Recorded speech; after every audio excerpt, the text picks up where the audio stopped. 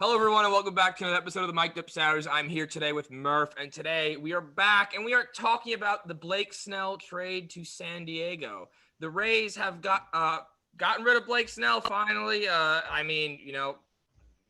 not going to be good now, in my opinion. You cannot literally rely on just Tyler Glasnow and your other guys. Yeah, interesting move by them, but I think it was a move that they needed to do. I think that they're getting on top of a problem right here. I think if you look at it, they weren't going to be able to retain him after 3 years. He was going to command a lot of money. A lefty ace who's proven he can pitch at the big stage, right? Holding the Dodgers down in a Game 6 elimination game, and he was doing his work and his stuff. He's a very talented pitcher. Won a Cy Young. 2018. 2018 They Cy were in Young. playoff contention too. Yep. That means he still went out there and performed. He had a 1.89 ERA, a .97 WHIP, 221 Ks, and he went 21-5, dude. That's a ridiculous. Insane stuff. Insane, and especially in that division, which is say what you want, but that's one of the harder divisions in baseball is the AL East. Yeah, and just to compete there. Like even if your team isn't that good, it's always going to be competition because each team's going at each other's neck. Everyone in the AL East hates each other. They don't care who you are. There's rivalries across the whole division now, in my opinion. At least now in 2020, there is. The Rays got Luis Patino, Cole Wilcox, right? Francisco Mejia, and Blake Hunt. What do you think of the return package for? I think it's an okay return. I don't like the idea that they went out and grabbed 2 catchers, but I do like the prospects they got. They got 3 of the Padres' top 10 prospects. Luis Patino, the 3rd overall prospect for the Padres, and a top 25 prospect overall in baseball. It's huge. They got Blake Snell's replacement ideally. Obviously, there's no sure things right now. We have no idea. He's yet to pitch in the big leagues. But this is the ideal return if you're the Tampa Bay Rays. You got 3 young, controllable prospects, and then on top of that, you got Francisco Mejia, who has played in the big level. He's pretty good defensively, but it's his offense that really struggles, and I think he's got to find his swing again. If he can find his swing again, I think he'll be an asset to the Rays. It's gonna be tough. It's gonna be a tough fit for him. I think the idea of grabbing 2 catchers was iffy for me. I think ideally you should have gone out and tried to grab an outfielder or another infielder or something along those lines. Right? Yeah. I think grabbing 2 catchers is weird. I know you can't get enough catching prospects, right? Look at us. We're all our catchers in single A right now, right? We're fighting that problem, right? You need catching prospects. So I can see why they did it, but at the same time, it's like if you're going to pick Mejia, then try to edge your way into another catching prospect. And credit to the Padres for avoiding giving up their best catching prospect in Luis Campusano. Yeah. He's a top guy. He's a top 100 prospect. And again, credit to them for avoiding that and giving him up. That's huge. Are you upset that Luis Patino is gone, though? Because I know you, of course, you are a Padre fan at heart, too. So A little bit, yeah. It hurts because I think the Padres held him to that status almost similar to that of Mackenzie Gore. I think Mackenzie Gore is definitely their number 1, but Patino was definitely their close 2 in terms of pitching prospects. So I think that hurts a lot. But again, avoiding giving up Mackenzie Gore is huge. I think if you can avoid giving up him and like some of your other top guys, I think that's a win at the end of the day. Blake Snell is a very talented guy, and I've been kind of edging towards that mentality of like spend prospects to get for sure things. yeah. Right? Get those for sure guys. For sure thing. Now, Don't just bank on the prospects. And I think the Padres have been doing an excellent job at doing just that, trading those prospects for surefire things. And they've gone out and gotten a guy, Blake Snell, who is a beast. Like I said, he pitched at the big stages. He performed really well. He performs really well against the Dodgers. Holding a career 2.25 ERA, a 0.65 WHIP, and 16.5 Ks per 9. It's just ridiculous stuff. He's a monster. And now what they need to take desperately what they need. Right? A lefty pitcher that can take him down. No Joe Lucchesi. He's good, but he's no Blake Snell. Like to be able to throw him out there in a playoff situation because they're going to be in the playoffs for years to come. Now that they have. I mean, I still think they would have been in the playoffs for years to come, but now I think they've got this at least next 5-6 years down pat. They're going to be in there, whether it be wild card or first place in the division, unless we're going back to the stupid playoff rules. But hopefully that's not the case. There has been no definite answer on that, at least. I've heard. Yeah, you and I have been talking about this, going back and forth a little bit, and like before, I was kind of on the fence, thinking, there's an argument to be made that the Padres may be able to supersede the Dodgers as they have favorites in the NL. This just puts them in a whole another step forward towards that. I think they're really in a good position.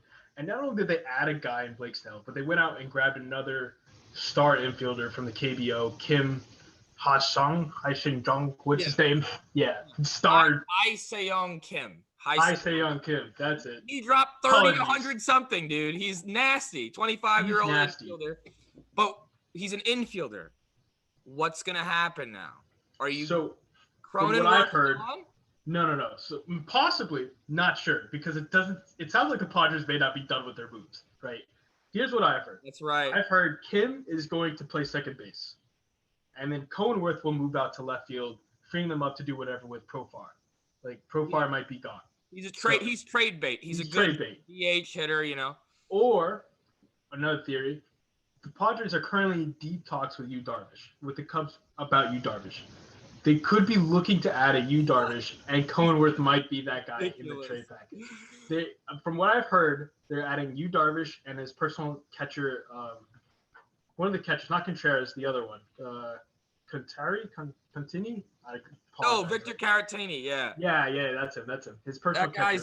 He's not that good, but he is their personal catcher. Personal catcher, and I think they need more catchers. They need catching help. So from what I've heard, they're adding Darvish, him, in exchange probably for Zach Davies and most likely 3 others.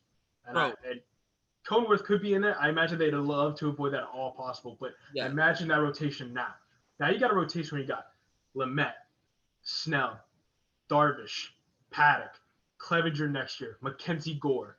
You have 6 guys that can go out there every day and get you 7. They can get you 7 plus 10 plus Ks. They can give you like sub 3 ERAs easy. Yeah. All those guys. They have 6 guys. 6.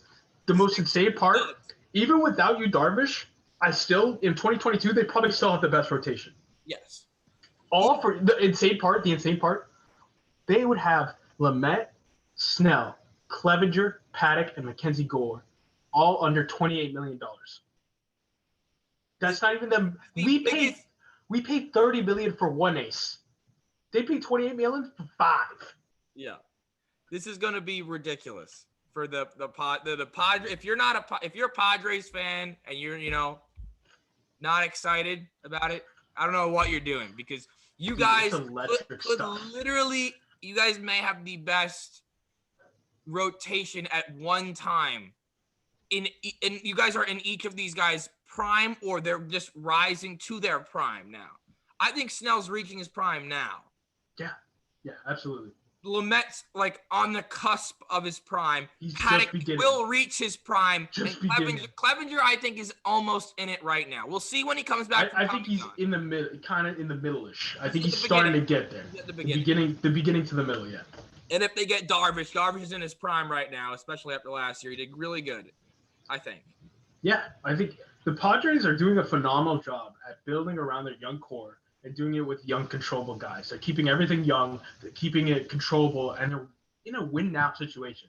And not only win now, they can win now, next year, possibly the following, with the same core makeup of this lineup. I think the only 2 big free agents they would have is in 2022, where Clevenger and Hosmer are both set to be free agents. And Hosmer is expendable. He can go. He's able to leave. I think if he leaves, you're not losing a lot besides a few RBIs batted in. But I think whatever first baseman they do get, or whoever they end up moving to first, will be able to put up that production. Because even Cronenworth could maybe play first. He's a little short for first, but he can play.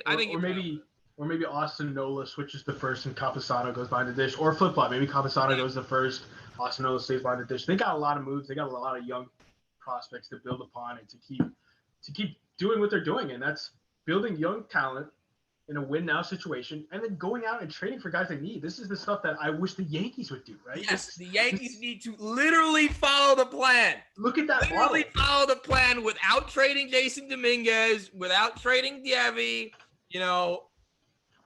other guys too. I get it. The difference is the Padres have like a top farm system. At one point, having the number 1 farm system in all of baseball, but just the things they've been able to do to build around this young core, and they're not afraid to go out and trade prospects, right? They're like, listen, if it makes us better, we don't care how many top 100 prospects we have to do. We will do it. And now they're in a position but they're going to be probably either the best or one of the best NL teams. They just need to be healthy. They just need to be healthy. Health is going to be the issue, and I think if they could stay healthy, if you're not the Padres or the Dodgers next year in the NL, there might not be a point in competing. Let's be honest here. Yeah, I'm sorry, Met fans, but you got the Dodgers now, and you got the Padres now, and then the Padres ain't done yet making moves. They're not done yet, bro. That's the insane part.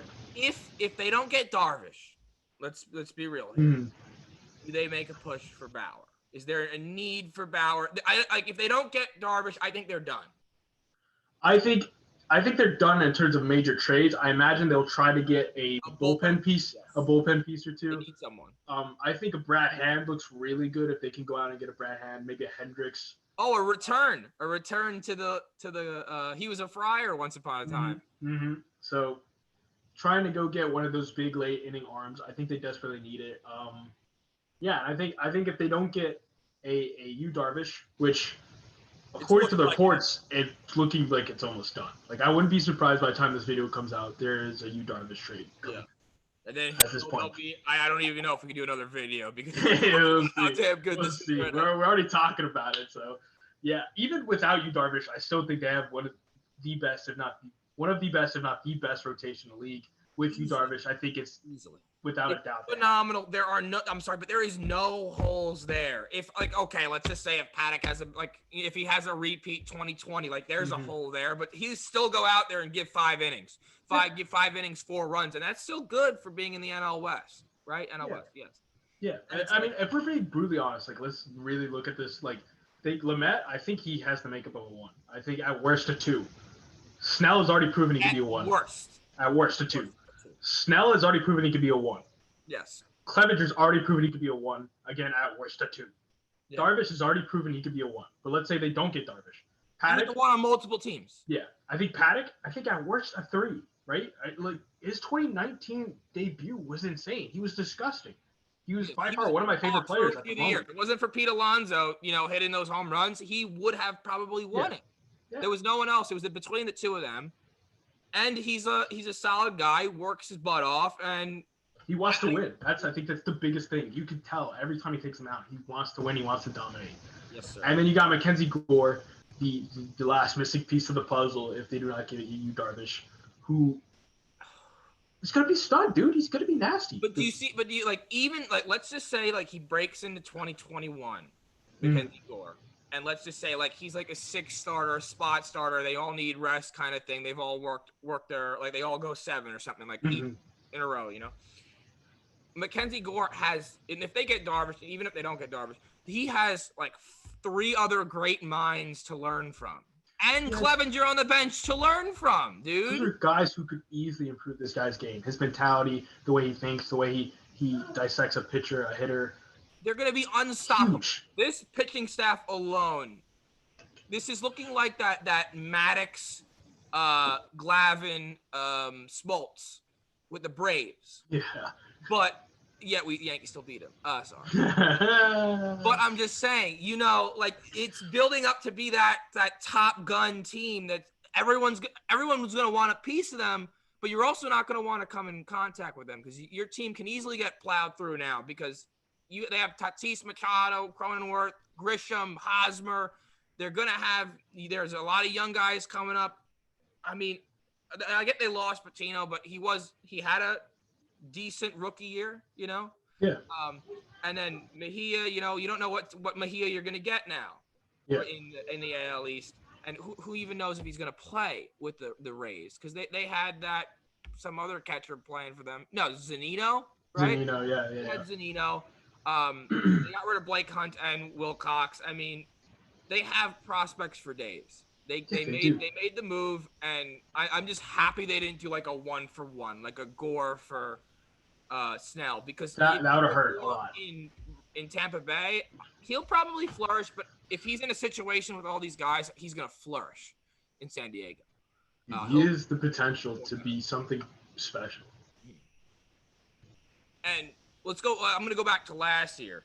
If the Padres had Clevenger and Lamet in the playoffs, like a fully healthy, like, prime of the season, Clevenger and Lamet, you think they do better than they do against the Absolutely. I think that becomes a way more competitive series, especially since Lamet has been pitching really well against the Dodgers.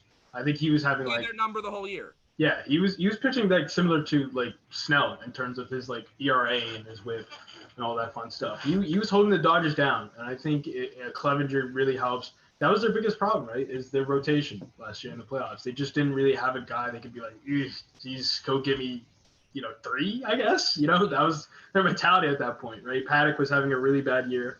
He was definitely not trustworthy in the playoffs or at all last year. Zach Davies starting playoff games. Like Zach Davies, but he had a really good year last year, Yeah. and I think that was a huge step for him, and I think it's going to be a huge step for him getting paid in the future. And I think, like I said, odds are he's going to end up with the Cubs now if that trade does come true and everything lines up. They're going to be a team and even if they don't use Gore next year, which again, I would love to. I just want to see him pitch so damn bad. Same, bro. But it's just like you give him the extra year, because now they'll actually have, if not a full year in the minor leagues, they'll have at least somewhat of a year of development. Because I don't even know if he was at the alternate site for the Padres. Maybe. I believe so, but probably was there. It probably wasn't anything special though. Like you got to think, like at best he was probably doing workouts and he's probably throwing a pen, right? Like a couple pens. And you're facing your friends. Like it's not competitive, enough. But it's not major league or minor league level competitive because everyone's going for a job in the minor leagues. Now you're just facing your friend, and you could be facing him like 5-6 times in a row because everyone, it was like maybe like 10 guys at an alternate site. Half of them were pitchers. Like, But with this Padre team now, I think they're going to be dominant for the next few years. Even I could see 5 to 8 years, dominating. And they haven't spent any money. They haven't spent any money besides Machado, dude. Like I said, they're going to have potentially 5 aces for $28 million. When we spent $30 million for one, we spent over $30 million for one guy, and they have 5 guys. It's just mind-blowing, bro. It's electric stuff. It's electric stuff. Yes. I mean, props to the San Diego GM, pulling it off. I mean, it wasn't it was a blockbuster trade, but they didn't give up like a lot, like not good enough for a little. It was a fair trade, and they pulled it off. But I think Tampa Bay gets significantly worse. Yeah, because they're going to be at least in the short term, immediate short term. They're probably going to be immediately worse. I like I was telling you earlier. I think if I were to rate it, like give it a grade for each side, I think A+ for the Dodgers, obviously. I mean for the Padres, and then like a B for the Rays. I think you have to wait to see how these prospects turn out. Luis Patino is a huge pickup for them. I think he's definitely has the potential to replace Blake Snell. It's going to be a question with if the other guys pan out. If Francisco Mejia can find his stroke again, and he could be an asset to this team. If Hunt and Wilcox can both produce for this team in the long future, which the Braves have been doing a pretty good job at developing these guys. So it wouldn't be surprising if they did, but in the immediate short-term future, they do get worse, and I think the Padres get infinitely better. Yeah. And then I just don't see how Tampa Bay can do. They lost Morton. They lost Snell. They gained a lot, though. I'll give them that. But they have Glasnow. The sidearm hurler, Thompson. Don't even know who else, but I do think they have a significant downgrade. But yeah. Yeah, they're definitely going to be in trouble for a little bit. It's going to be interesting to see what they do, what they piece together in this rotation. I think they're still definitely got a pretty solid bullpen. And I've heard that Kevin Kiermaier is probably on the trading block now, so it should be interesting. If they give up him as well, they're going to be in trouble. Because he hit very well last year, so I don't know what's going to happen now, but yeah. Yeah, it's going to be interesting. Well, San Diego, Slam Diego. Congratulations, you guys. Probably just worked your way into being a top team in baseball as you were last year, but now you're solidifying your role. Thank you, Murph, for joining me today on this fine episode of the Mic'd Up Savages. Nick, I know you're probably not going to watch us, but, okay, we understand you didn't want to join us tonight. We did offer. Thank you, Murph. Everyone have a good one. Leave a comment if you enjoyed. Subscribe if you liked it. Like the video if you liked it. Later.